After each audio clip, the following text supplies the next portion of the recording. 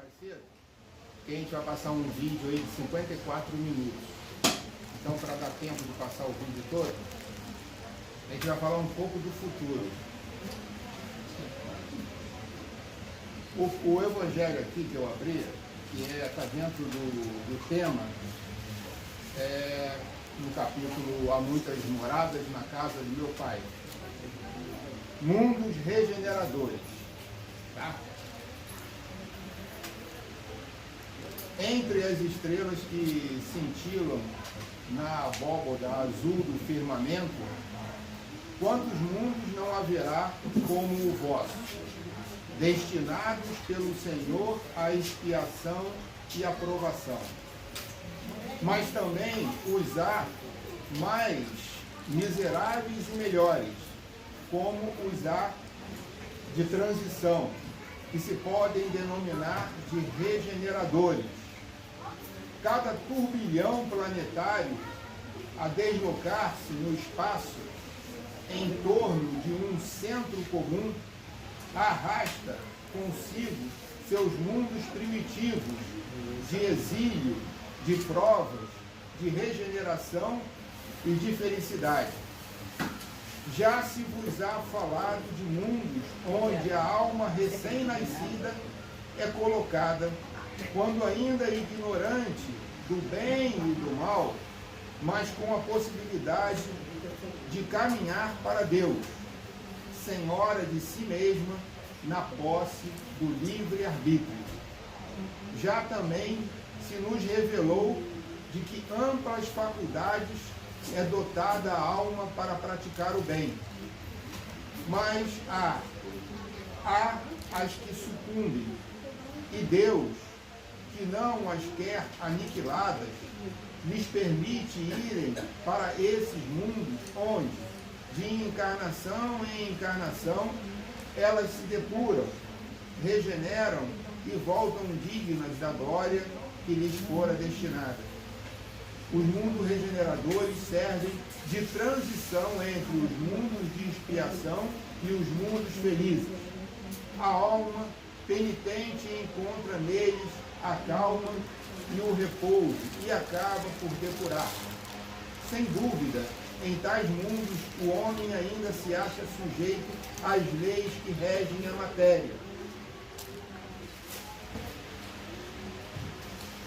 A humanidade experimenta as vossas sensações e desejos, mas liberta das paixões desordenadas de que sois escravos, isenta do orgulho que impõe silêncio ao coração, da inveja que a tortura, do ódio que a sufoca. Em todas as frontes vê-se escrita a palavra amor. Perfeita equidade preside as relações sociais, todos reconhecem Deus e tentam caminhar para Ele, cumprindo-lhe as leis.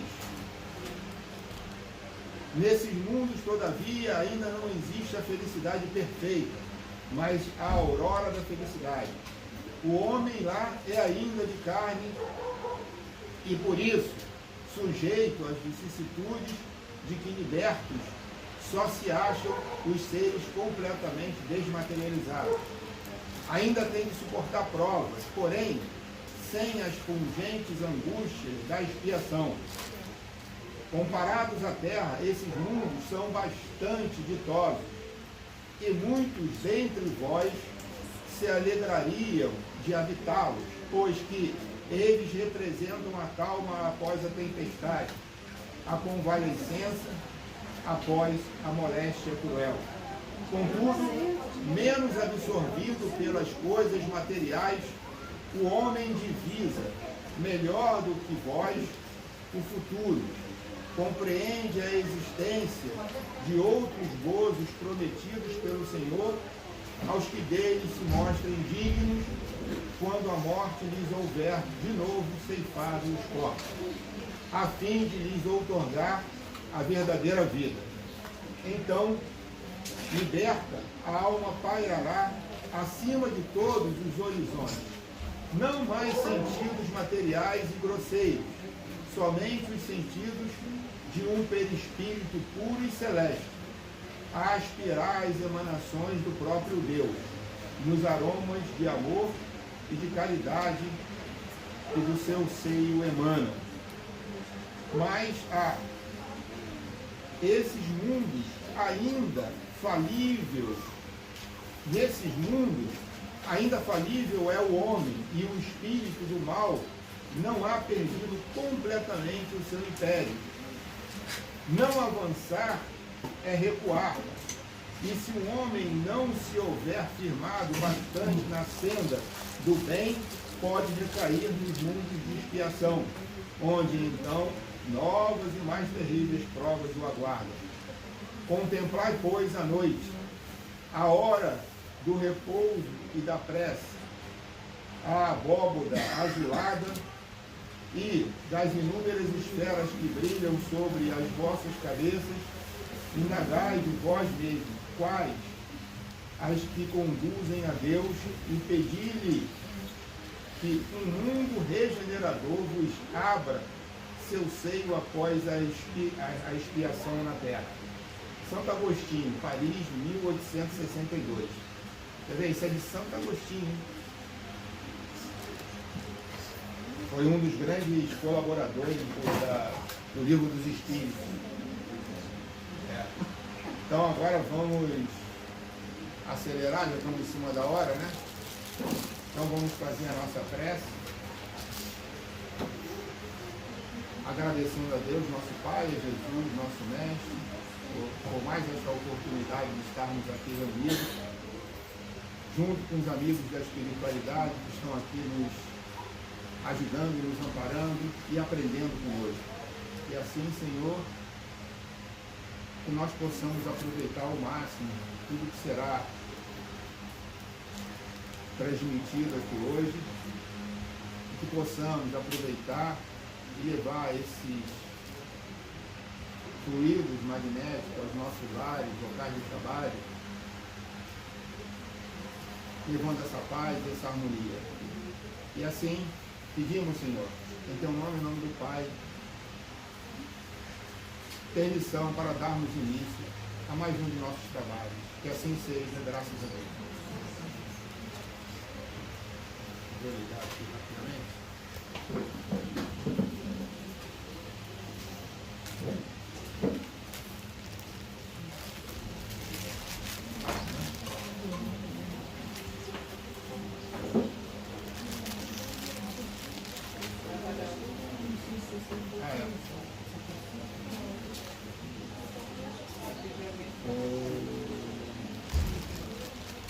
Isso, obrigado.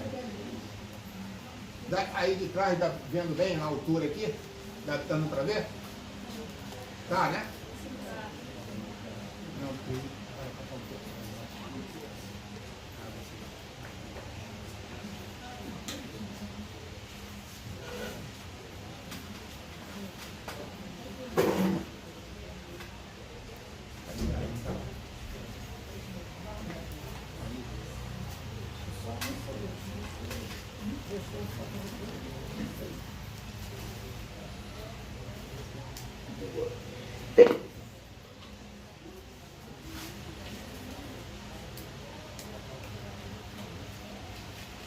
Isso aqui é o que está com mau contato.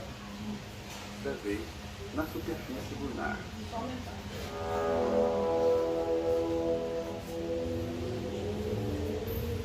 Nos 50 anos seguintes, segundo uma revelação atribuída ao médium Chico Xavier, a humanidade teria liberdade para se autodestruir em uma terceira guerra mundial. O prazo terminou em 20 de julho de 2019. Estão escutando bem? Segundo a mesma revelação, como os humanos conseguiram evitar a guerra, ganharam outra contagem regressiva, mas agora para o início de uma nova era. Durante esses 50 anos da previsão de Chico, eu acho que a humanidade, bem ou mal, fez o dever de casa. Não houve uma guerra atômica.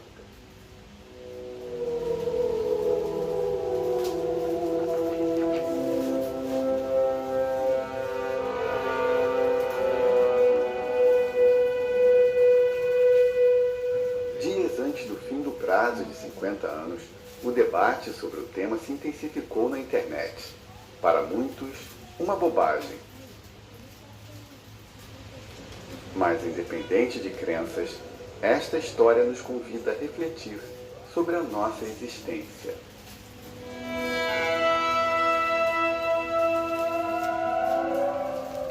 Vamos saber agora como surgiu a hipotética data limite de 2019.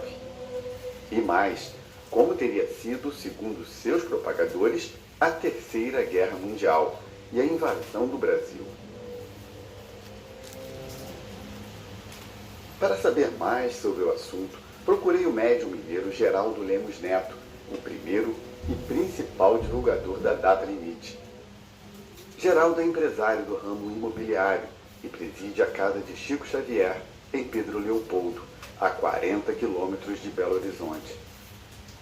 Em palestras no Brasil e no exterior, ele fala sobre o novo mundo a partir de 2057. A contagem já começou. Quando Chico Xavier falou comigo, em 1986, os meus cabelos ficaram em pé, apavorados. E ele também era pessimista. Ele achava que nós teríamos guerra nuclear. E, segundo ele, essa seria a última chance da humanidade em relação à sua autodestruição. Se, e somente se, a gente conseguisse, e note bem, ele fala isso inclusive no programa Pinga Fogo, se apenas nós nos suportarmos. Comigo ele vai dizer, nenhum de nós pode prever os avanços que nós teremos a partir desse momento. Nós estamos num momento de profunda comemoração, porque nós vencemos uma prova de fogo.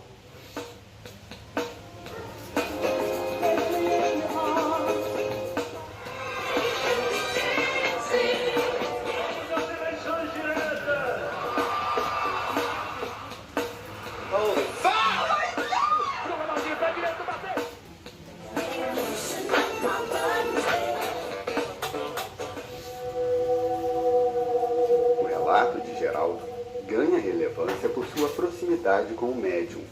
Minha família materna, Machado de Pedro Leopoldo, e acompanhou toda a vida de Chico Xavier desde quando ele era criança.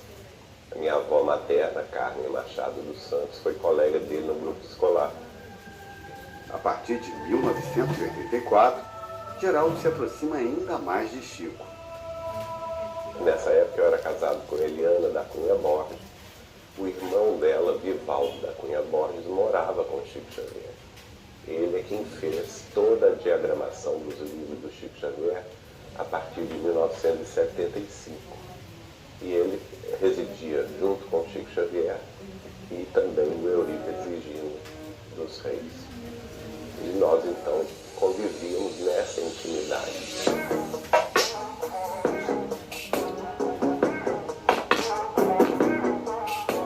Um acontecimento, segundo Geraldo, marca o início da contagem para a data limite.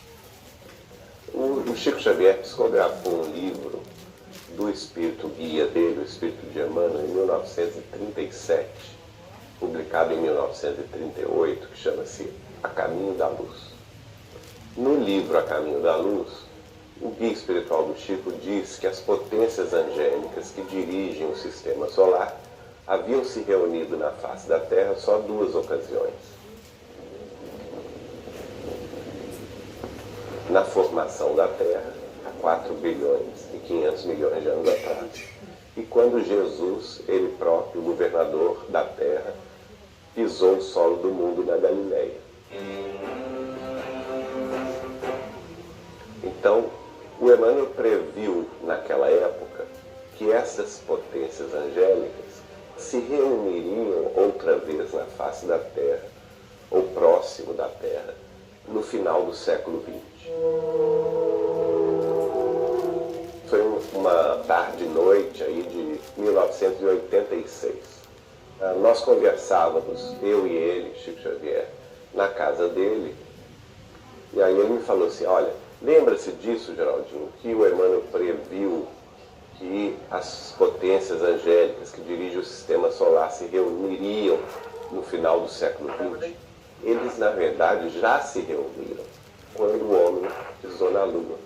no dia 20 de julho de 1969.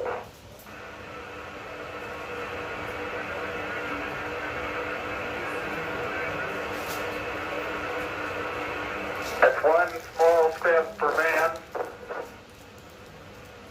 one giant leap for mankind. Os outros cristos dos outros planetas do Sistema Solar estavam muito preocupados em relação ao avanço terrestre militarista de ordem termonuclear para além da crosta terrestre. E nessa ocasião eles estavam querendo que o Instituto Universal da Justiça Divina cobrasse da humanidade os milênios de débitos sucessivos que nós tínhamos acumulado ao longo dos nossos, pelo menos, 7.000 anos de história.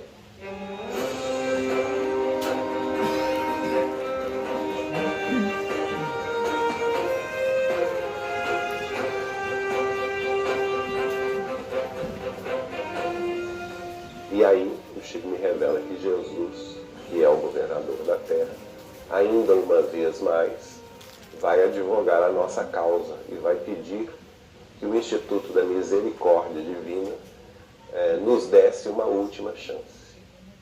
Então ficou acordado entre eles que seria dado à Terra um prazo de 50 anos.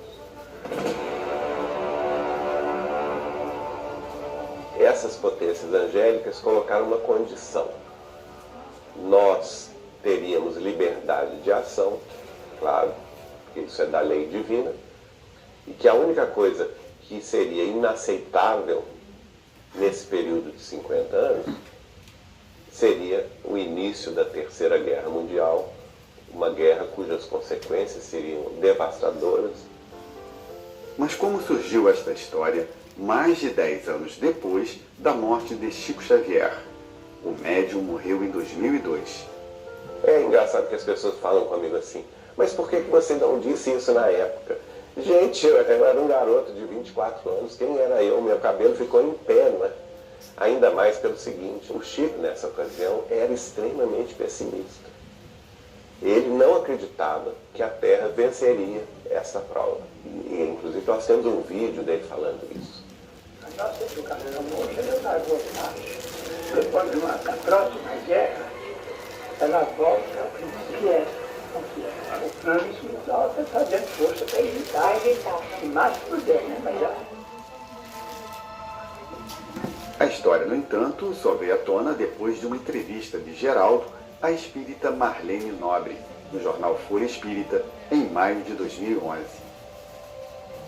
O tema seria abordado ainda no documentário Data Limite, segundo Chico Xavier, de 2014. Porque a verdade é que esse homem, em 75 anos de dedicação à psicografia, à mediunidade com Jesus e o Espiritismo, publicou 525 livros. Alguns desses livros têm 700 páginas. É a maior obra em língua portuguesa da história.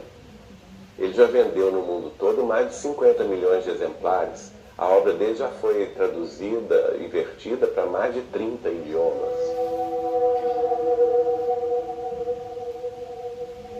Chico Xavier tinha, nesta vida, né, gente, 3º ano primário. Vai escrever um livro com conceitos profundos, em que ele fala questões interessantíssimas. 1958, em última análise, chegaremos a saber que a matéria é luz coagulada, substância divina que nos sugere a onipresença de Deus. Olha o que surgiu em 2018.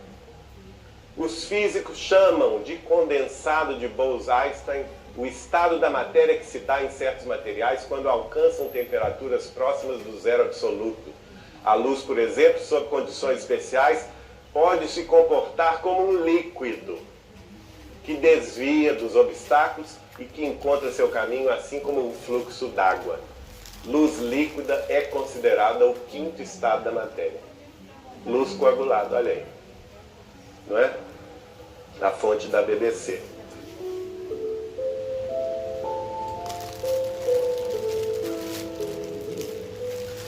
Em palestras, Geraldo cita inovações previstas em livros psicografados por Chico Xavier. Alguns são assinados por André Luiz. Seria o pseudônimo usado pelo espírito do sanitarista Carlos Chagas.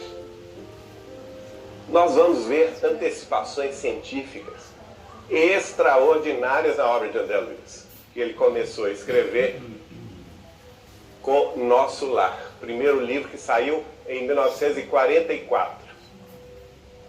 André Luiz fala assim: na cidade espiritual de Nosso Lar, todos os habitantes possuem um aparelho comunicador pessoal. E aí? Alguém tem isso aqui? Hoje nós temos, né? Em 43 a gente tinha? Não tinha. E outra coisa, ele descreve a tela, que era muito fina, né?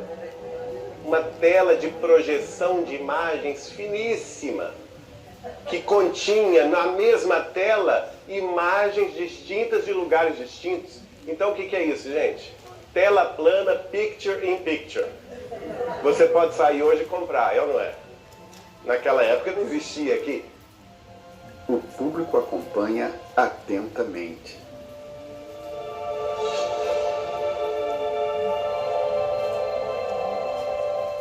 Ele descreve o sistema de transporte de Nosso Lar baseado em repulsão eletromagnética. Ele vai explicar isso no livro Os Mensageiros. Repulsão eletromagnética. Onde nós temos isso hoje na Terra? No Japão, na China e na Coreia. Os trens tipo maglev que não tocam o solo.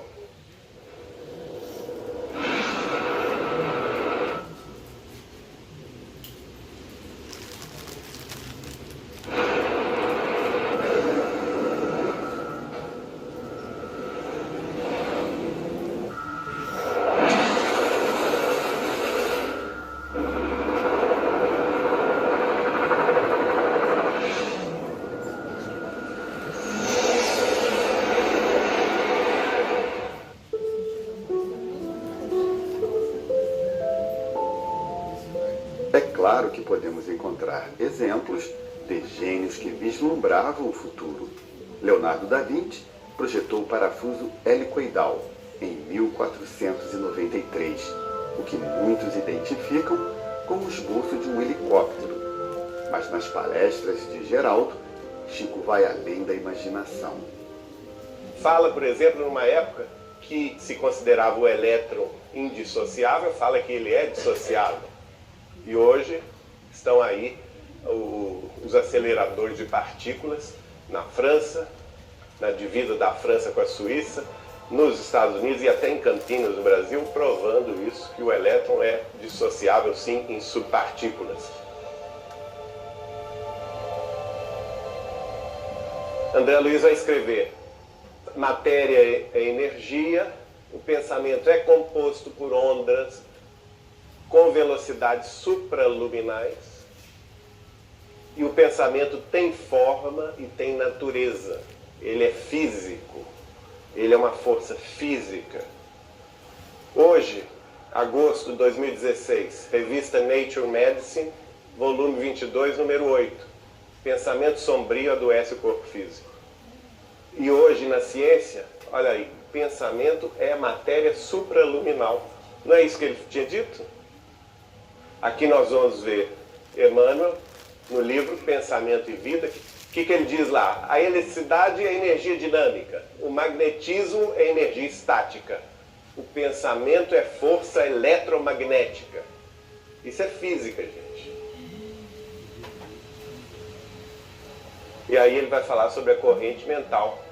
Toda partícula da corrente mental, nascida das emoções e desejos recônditos do espírito, se desloca produzindo irradiações eletromagnéticas. Isso é a base do que, gente? Da sintonia. Por isso que a gente entra em sintonia imediata com aqueles que pensam e sentem como nós.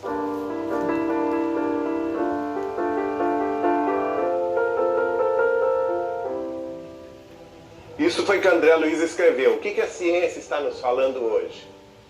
publicação da revista The Neuroscience of Identity, vai nos mostrar o modelo quântico do pensamento pela experiência de Jacob Greenberg Zibelbaum, uma experiência prática realizada por cientistas para comprovar o modelo quântico de consciência.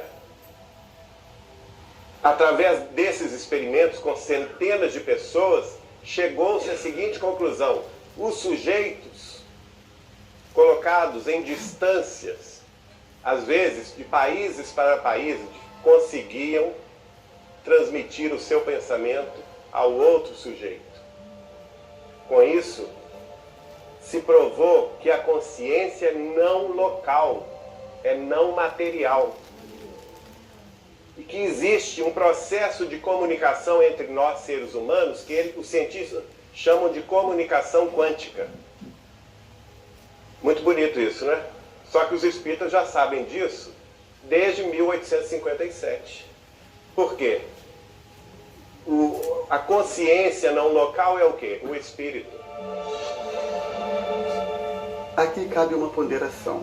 Muitas dessas experiências, como as de Jacob Greenberg, recebem contestações e são vistas com reservas por outros cientistas.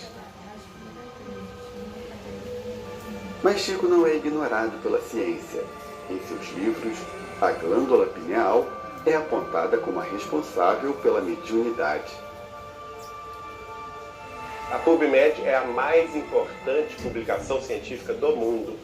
Ela vai publicar na íntegra, nessa revista, Neuroendocrinology Letters, o artigo escrito por 6 médicos espíritas brasileiros. O artigo é este, né? Publicado, chama-se Aspectos Históricos e Culturais da Glândula Pineal, comparação entre as teorias proporcionadas pelo Espiritismo na década de 1940 e as atuais evidências científicas, mostrando que o que André Luiz escreveu através de Chico Xavier se confirma perfeitamente nas evidências científicas atuais. Esses foram os médicos que publicaram isso: Giancarlo Lucchetti, Jorge Dyer Jr., Décio Andoli Jr., Juliane Gonçalves e Alessandro Lucchetti. O artigo foi publicado na íntegra, sem mudança alguma.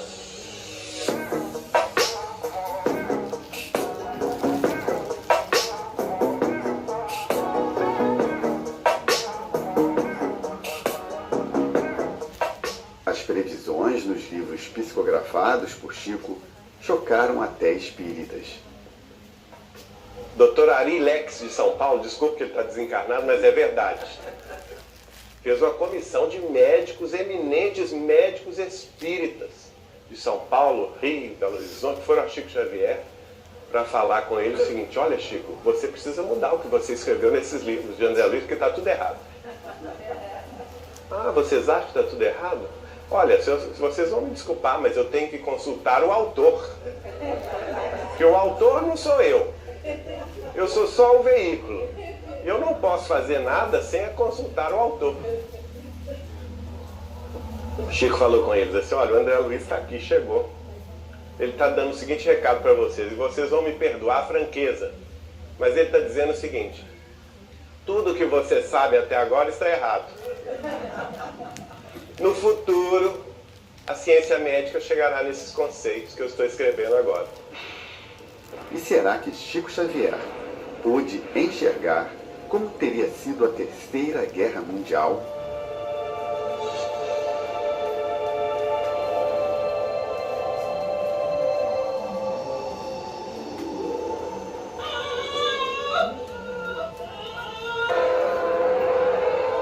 Eu perguntei ao Chico, mas e se acontecer a guerra nuclear? O que vai ser da Terra? E de cara o Chico já foi falando: o caminho da guerra será devastador. Em pouco menos de uma semana, 2/3 da população terrestre irá desencarnar em situação de extremo desespero. O hemisfério norte do planeta ficaria inabitável. Segundo Geraldo, o que sobrasse da ONU imporia uma nova divisão territorial no que restasse do planeta. O que o Chico vai me revelar é que a invasão das grandes potências militaristas seria coordenada de tal forma que eles dividiriam a América do Sul em 5 nações. Seria deixado aos brasileiros apenas o Sudeste e parte de Goiás com Brasília. O Nordeste seria ocupado pelos eslavos, especialmente pelos russos. Canadá, México e Estados Unidos seriam os novos donos, os novos ocupantes da Amazônia, não somente o norte do Brasil, mas a Venezuela, a Colômbia, também o Equador. A China, o Japão e a Coreia ocupariam os estados do centro-oeste brasileiro, mais o Paraguai, a Bolívia, Peru. E o sul do Brasil seria ocupado juntamente com os países Argentina, Uruguai e Chile pelos europeus. Alguns outros iriam também para a parte sul da África e na Ásia também alguns outros iriam ocupar a Austrália e a Nova Zelândia. 5, 4, 3, 2, 1, ignition. O mundo esteve, de fato, perto de uma guerra nuclear.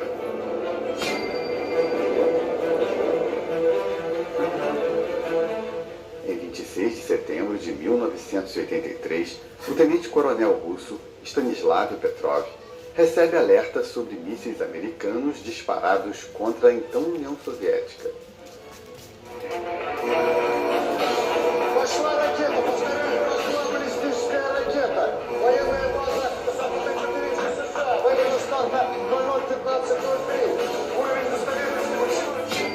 Se ele informar o ataque, os superiores vão preparar uma retaliação. A Terceira Guerra está prestes a começar.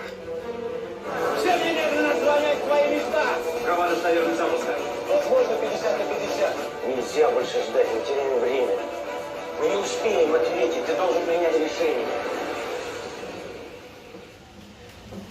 Stanislav desconfia de um erro e classifica o alarme como um falso.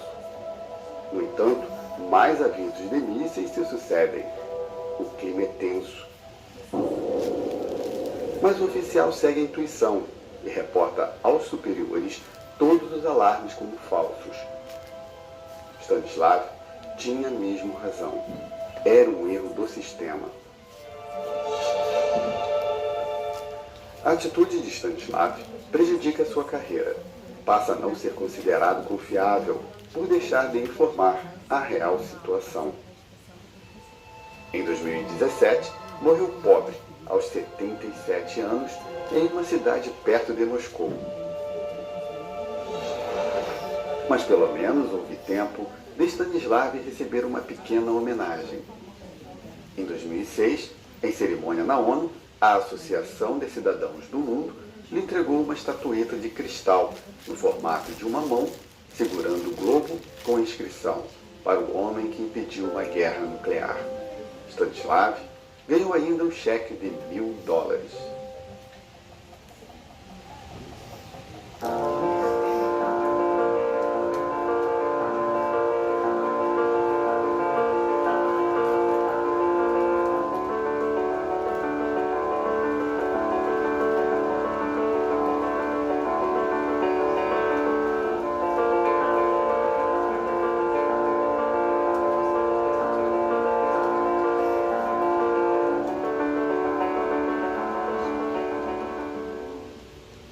A guerra seria um grande revés na história da humanidade. E o Chico, nessa ocasião, me falou, olha, se acontecer a guerra, o mundo de regeneração não vem tão cedo. Nós vamos gastar pelo menos 900 anos de reconstrução do que foi perdido. E, provavelmente, somente depois do ano 3000, a Terra entraria na condição de mundo em regeneração. E qual é a importância em se tornar um mundo em regeneração?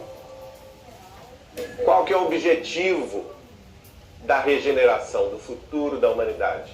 integração cósmica.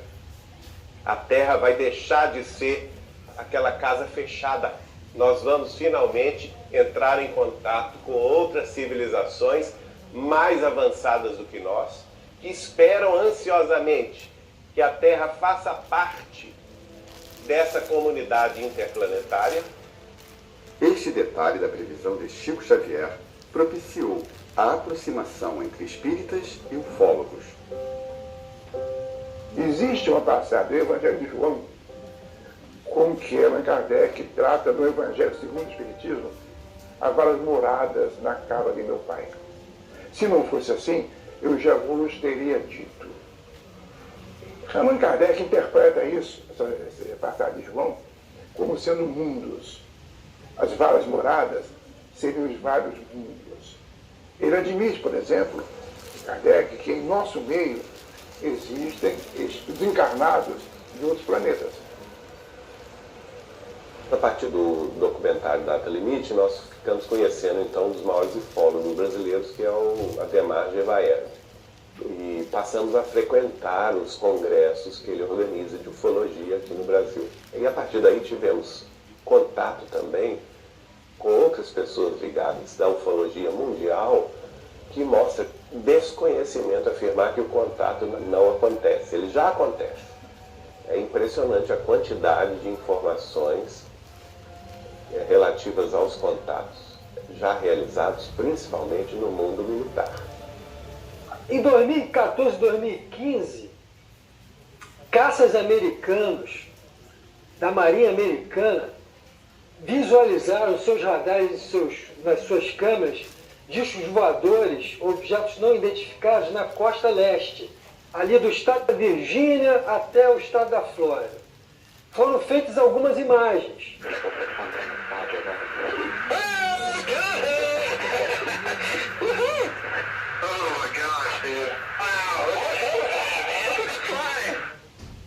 Quando o New York Times veiculou essa matéria, calou-se, ninguém falou nada, o governo não admitiu, etc.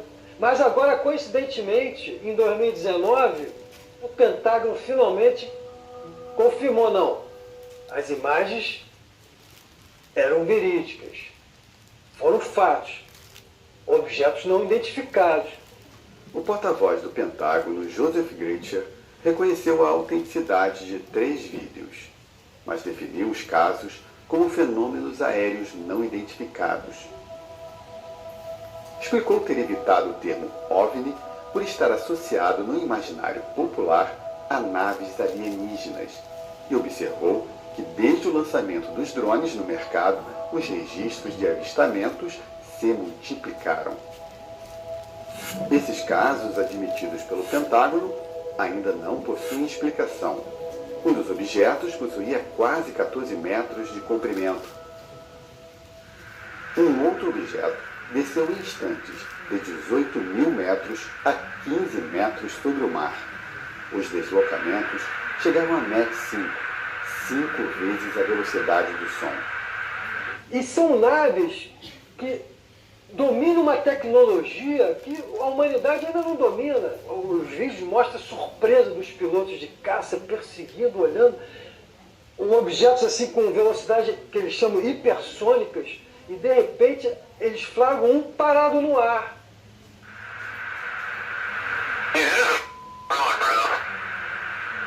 There's a whole fleet of them. Look on the SA. My gosh. They're all going against the wind. The wind's 120 knots from the west. Look at that thing, dude.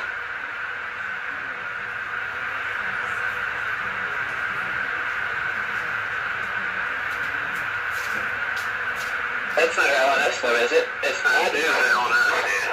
Well, if there's like this thing, it's rotating. Gente, olha só, vamos ter um entendimento do que é isso. Uma coisa é você ter um drone, um helicóptero que para e consegue depois seguir viagem em linha reta. Outra coisa é um objeto em forma de disco voador, numa velocidade tal, de repente para e fica no ar e segue o caminho. Não existe tecnologia humana que dominam esse tipo de voo, de velocidade. Na reportagem do New York Times de 2017, revelou-se ainda que o Pentágono gastou 22 milhões de dólares entre 2007 e 2011 em um programa para investigar OVNIs. Os diferentes governos do mundo estão pouco a pouco liberando informações para os estudiosos. A coisa caminha devagar, tem muito a ver assim com um certo receio de causar pânico. Um dos fatos da ufologia mundial de maior repercussão foram discos voadores ou objetos não identificados que foram detectados por caças brasileiros no espaço aéreo de São José dos Campos, isso em 1986. O Mike Bravo Zulu está pro Alfa Rádio 270 de São José, está perseguindo um objeto aqui, cara. Ele já está atrás. Mike Bravo Zulu, São José, poderia descrever o objeto novamente? Pode afirmar com certeza que não se trata de estrela? Afirmativo, desapareceu novamente. Entendi, desapareceu novamente. Com certeza não se trata de estrela. Afirmativo. Brasília, o cara está vendo outra à direita dele na radial 100 mais ou menos. Disse que não é estrela, nós para trás. É uma festa. Tem um amigo que participou da cena em que o então ministro da Aeronáutica do presidente Sarney, o Moreira Lima, comunica ao presidente Sarney, assim, atônito, como caças da Força Aérea perseguiram objetos nesse dia de São José dos Campos e não conseguiram alcançar, dada a velocidade desses objetos. O Moreira Lima, no governo, ele sempre foi visto como um sujeito que acreditava em disco voador. Ele nunca negou essa história de 1986. Mas era, assim, uma coisa intramuros, vamos dizer assim. Eu uma vez estava entrevistando ele pela Folha de São Paulo, ele já não era mais ministro, e eu falei para ele, ministro, isso aqui não faz parte da entrevista, é só um papo informal, mas vamos combinar, né? Principalmente quem é da Força Aérea, que vive voando pelo espaço aéreo brasileiro, está toda hora encontrando objetos não identificados, né? Essa disco voador é uma realidade, né, ministro? Por que o governo não libera essas informações? Ele olhou meio desconfiado para mim assim e falou assim, de fato, a gente tem registros dessas aparições, mas a gente não divulga para evitar de causar pânico na sociedade. Ponto. Não falou mais nada.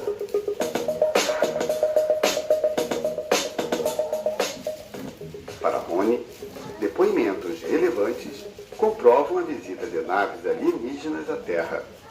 Um depoimento que me chamou muita atenção nos últimos anos foi do astronauta Edgar Mitchell. Ele morreu em 2016. Esteve na Lua, na Apollo 14.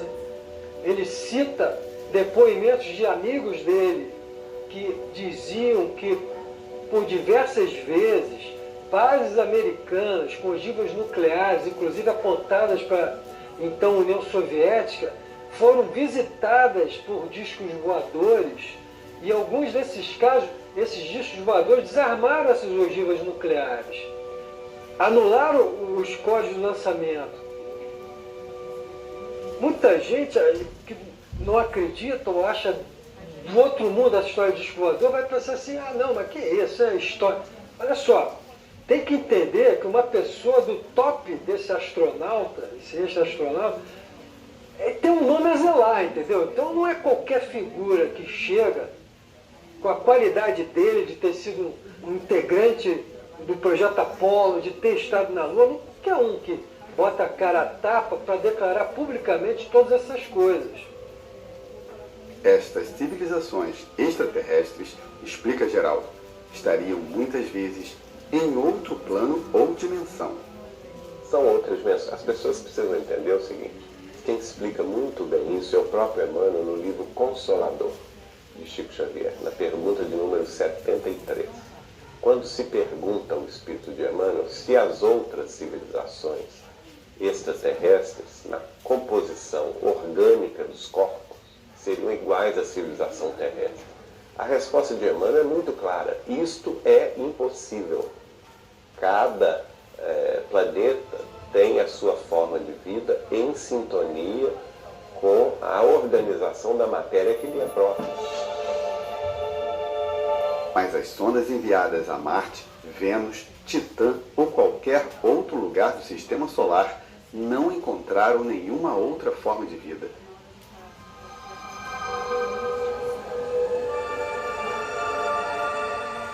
Muita gente que questiona isso comigo diz assim: ah, mas as naves estão indo lá e não estão vendo nada. Eles não conseguem ver o plano espiritual. Nós conseguimos ver o plano espiritual da Terra? Não. A gente consegue ver nosso lar? Não. No entanto, está aqui, segundo Chico Xavier, a 50 quilômetros de altura da cidade do Rio de Janeiro. Então a Terra hoje está na condição do aluno que não foi repetente.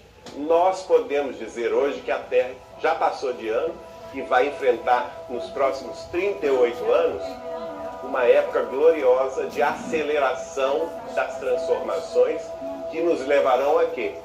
A integração cósmica.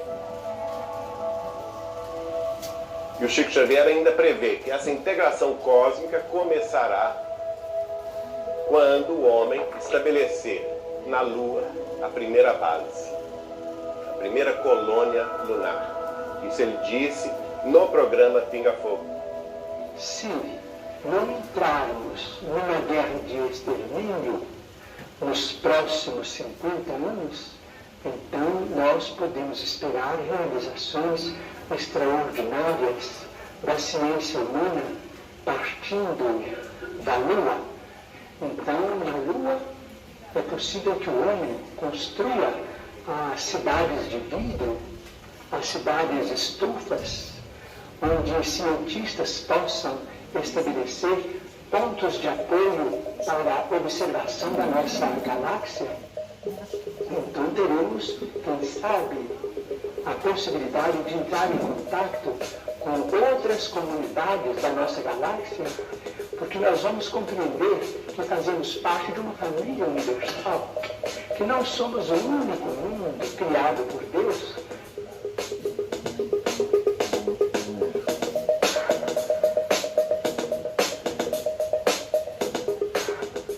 A NASA prevê a volta à Lua a partir de 2024, com a missão Artemis. Apollo in the history books, the Artemis mission has begun, and we are well on our way to making NASA's Moon to Mars mission a reality. A agência americana planeja ainda lançar uma estação na órbita da Lua, futuro ponto de partida de missões à superfície lunar, a partir de 2028. É o sinal de que as inteligências extraterrestres poderão se apresentar para nós. Interessante que ele vai me dizer, em 1986, que eles virão trazer conquistas extraordinárias, conquistas inimagináveis no campo da ciência, da tecnologia.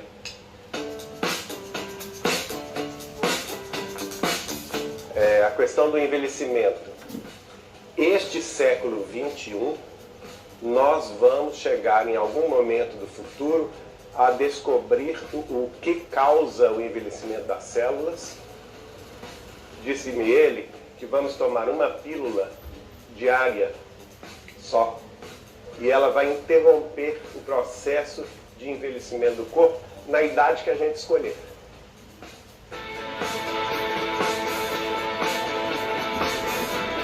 A ciência terrestre vai evoluir a tal ponto em que a mulher será desobrigada de ser mãe.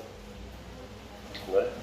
A fertilização in vitro vai chegar a um ponto em que nós teremos na Terra hospitais chamados institutos de reencarnação, em que os espíritos reencarnantes irão reencarnar lá. Desculpem a expressão, mas sem as influências às vezes nocivas da mente da mãe e do pai. Né? E ele prevê que isso vai acontecer por volta do ano 2500. Por volta de 2050, a indústria da televisão vai se aperfeiçoando de modo tal que, sem querer, lá nas indústrias, eles sintonizando os aparelhos que eles produzirão lá nessa época, vão descobrir uma imagem. Esses que estarão lá na imagem vão dizer assim: nós somos do mundo espiritual terrestre. Nós todos teremos em casa um aparelho desse, na parede, para a gente conversar com os nossos entes queridos no além. Ele ainda brincou assim: nessa época os médios vão ficar desempregados. Então nós estamos no último período do mundo de expiações de provas. O que é regenerar? É gerar de novo. Então, uma nova sociedade, um novo mundo, uma nova era. Então, nós estamos caminhando para a redução das doenças. Estamos discutindo a nanotecnologia, que também será uma coisa interessante, como da biologia, por exemplo, da própria medicina. Então, isso daqui, por exemplo, há 200 anos, imagine em que nível estaremos nós com a ciência.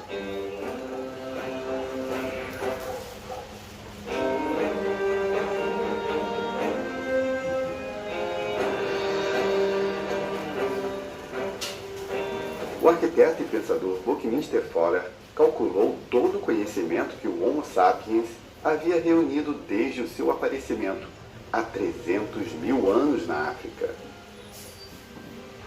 Para se dobrar esse conhecimento, estimou que, em 1900, a humanidade precisava de apenas 100 anos. Isto é, a teoria da curva da duplicação do conhecimento. No final da Segunda Guerra Mundial, o tempo para dobrar o conhecimento se reduziu para 25 anos.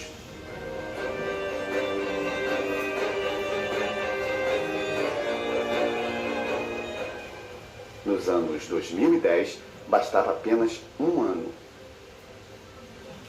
A partir de 2020, com a inteligência artificial e a internet das coisas, o homem passa a duplicar o conhecimento de toda a sua história a cada 12 horas.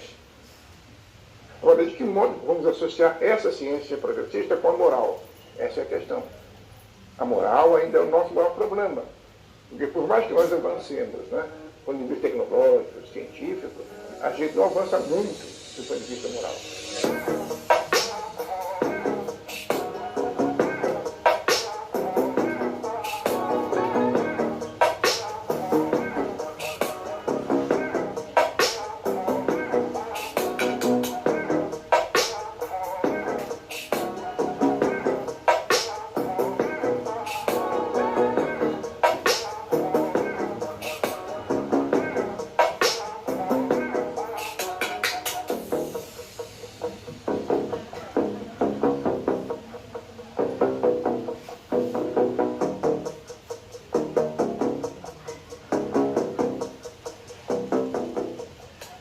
Nós vivemos um mundo extremamente consumista.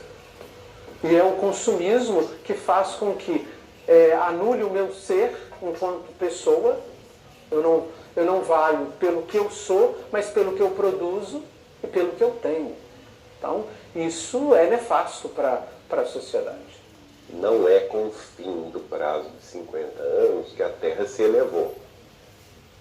O prazo de 50 anos foi, vamos dizer assim, a última chance da humanidade se endireitar e não se entregar à guerra nuclear. Mas nós ainda estamos no período chamado por Allan Kardec de transição planetária entre o mundo de expiações e de provas e o mundo de regeneração.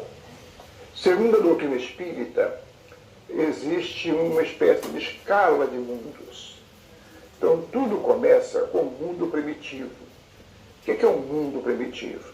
É um mundo onde os espíritos têm as primeiras encarnações. Do mundo primitivo se passa ao mundo de provas e expiações, que é esse mundo aqui. Geraldo explica quando começaram as transformações e por que em 2057 o mundo entrará na nova era.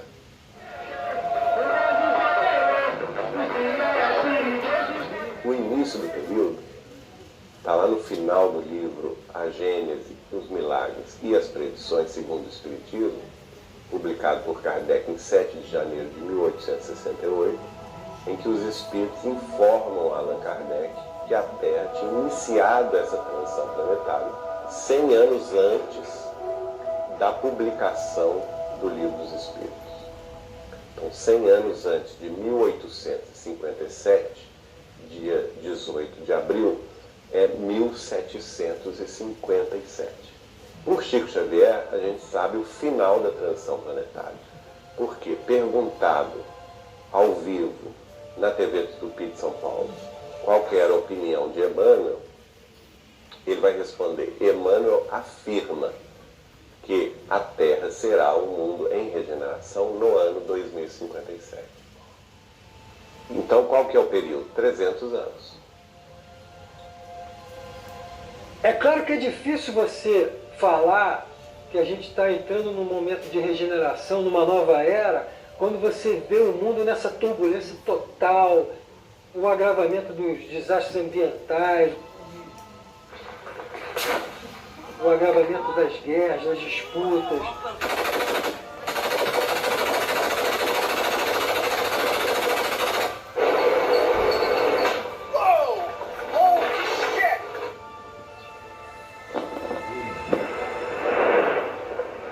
Quando você está construindo um novo, quando você parte para uma nova fase, uma nova era, isso significa que o velho, que é podre, que é antigo, tem que ser destruído.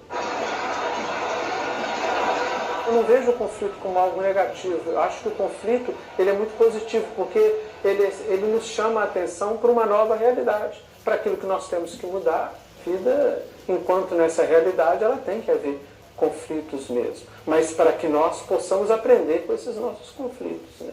Não como um sentido, um conflito onde nós entramos no processo de guerra, onde eu imponho sobre o outro a minha ideia e escravizo. Não. Todos os protestos, toda essa configuração do mundo, eles todos têm uma conexão. É a insatisfação com essa realidade que está aí. Por isso que vem essa crise toda, né? Esses ativistas, não só da natureza, mas as mulheres querendo o direito delas, as minorias querendo os seus direitos. O mundo ele é uma grande aldeia.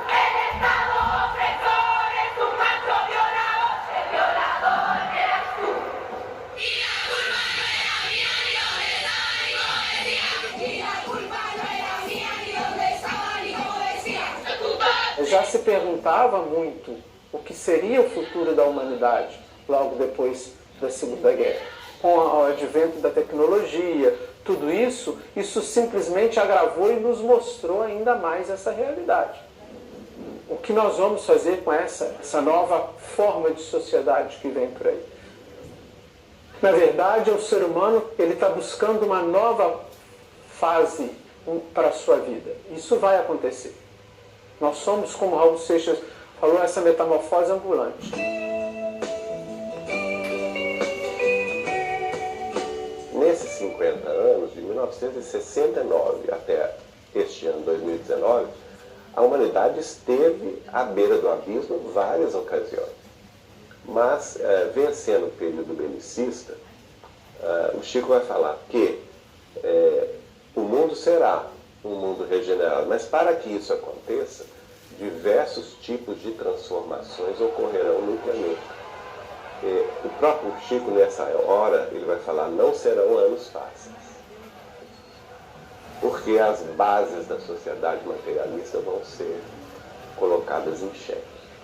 Então nós teremos grandes movimentos nesses 38 anos que nos separam de 2057 para refazer a sociedade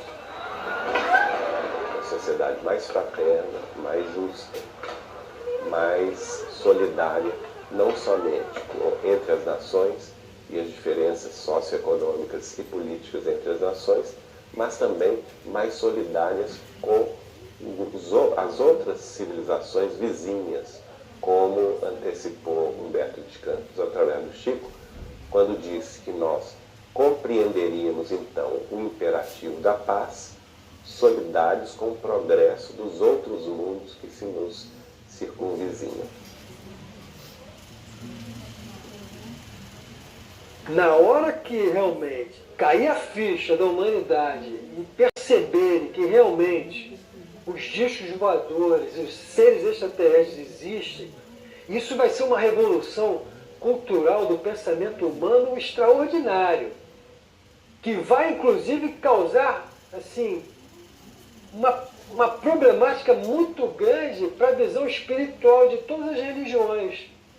O pensamento dominante das grandes religiões do mundo é ainda extremamente etnocêntrico. A humanidade é o centro do universo.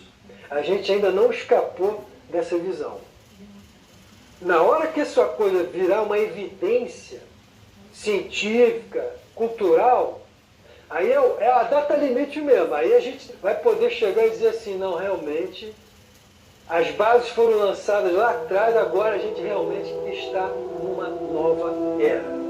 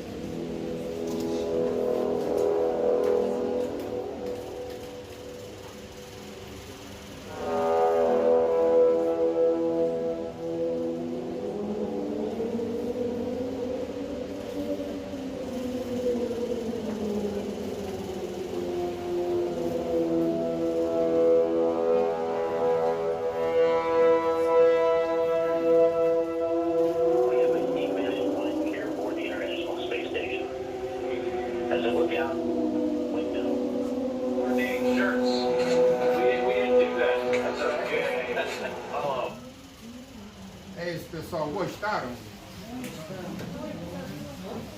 É claro que isso aqui é apenas um vídeo que mostra as previsões do Chico, uma série de outras coisas. Não significa que é isso que vai acontecer exatamente assim. Eu, particularmente, tenho alguns questionamentos sobre algumas coisinhas, tá? Mas vamos deixar para a próxima. Mas, enfim, em tese, basicamente é isso. Chico previu o que está acontecendo hoje, é exatamente isso. Passamos aquela fase acho que passamos das guerras nucleares. Você vê os conflitos que nós estamos tendo daqui para frente. Uma série de conflitos, isso a nível mundial, né? Vou deixar a Tânia terminar. Depois a gente fala sobre isso.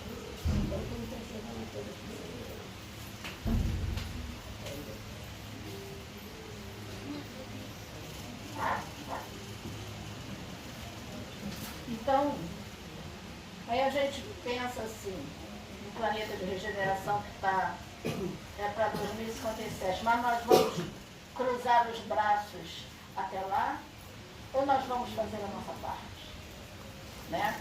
Porque a paz que eu quero para o mundo é a mesma paz que eu tenho que encontrar dentro de mim.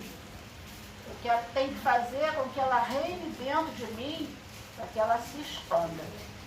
Então, cabe a cada um de nós colaborar dessa forma para que chegue, né, o nosso planeta nessa fase da regeneração. Ainda estamos nas expiações de provas, estamos sofrendo bastante. Mas esse momento que a gente está passando agora, vamos refletir nisso. Todo mundo tendo que ficar dentro de casa, convivendo mais com seus familiares, conhecendo, observando melhor cada um, os pais observando melhor as dificuldades dos filhos para cuidar deles na parte que precisa, de ser educado, de ser cuidado. Perceber que tem filhos que precisa cuidar em casa, porque a gente, nessa nossa correria de trabalhar todos os dias, acaba que a gente só vê os nossos filhos à noite e oi, como vai, tudo bem, vai cuida de janta, dá janta e vai dormir. E o tempo para se amar? E o tempo para se conhecer? Ninguém estava tendo, né? Então esse é o momento. E a gente aproveitando, então, para aprender a amar os nossos mais íntimos, dentro da nossa casa, ensiná-los a amar, a solidariedade, que nesse momento também está sendo muito importante, quantas pessoas desempregadas, quantas pessoas com problemas emocionais, e nós precisamos estar a postos para auxiliar aqueles que precisam da gente. Precisamos ter olhos de ver e ouvidos de ouvir.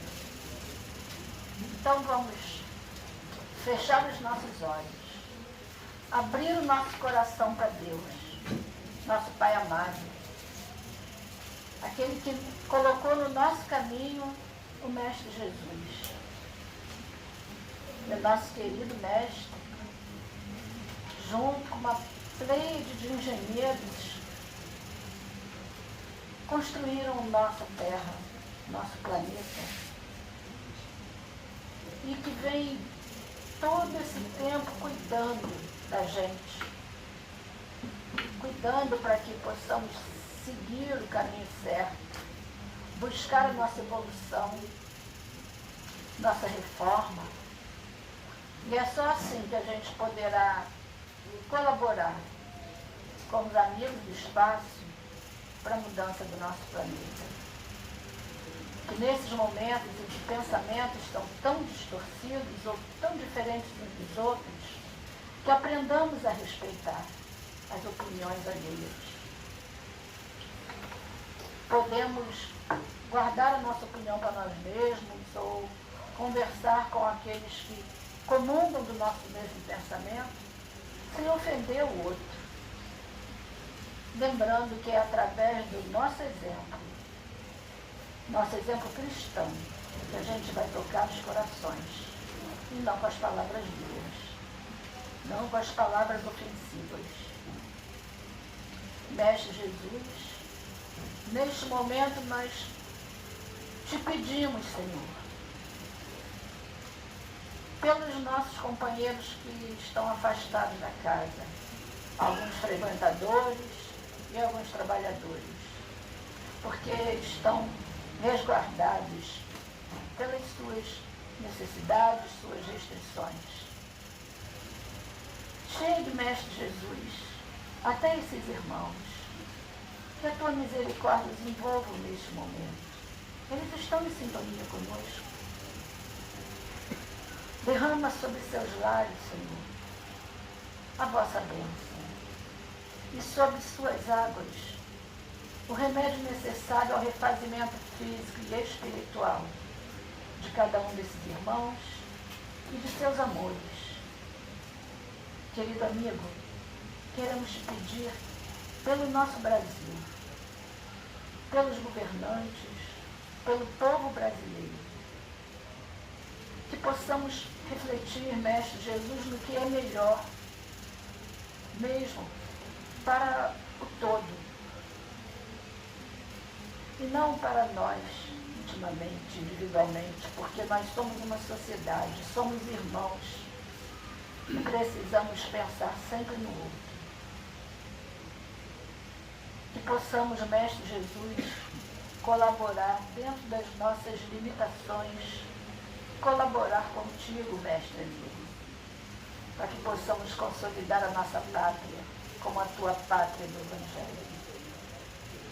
Mestre Jesus, que toda a humanidade, neste momento, possa ser abraçada por esse teu carinho, por esse teu amor, Senhor. Mesmo aqueles que não te conhecem, os que nunca ouviram falar de ti, ou aqueles que te desprezam, porque tu és o médico das almas perdidas, né? Das ovelhas perdidas, e nenhuma há de se perder, todas hão de se encontrar. Então, até estes, Mestre Jesus, sejam encarnados ou desencarnados, possam ser amparados e abraçados pela tua infinita misericórdia. Pedimos, querido amigo, o teu amparo para darmos continuidade ao nosso trabalho nesta casa. No momento do passe, e depois lá dentro do tratamento.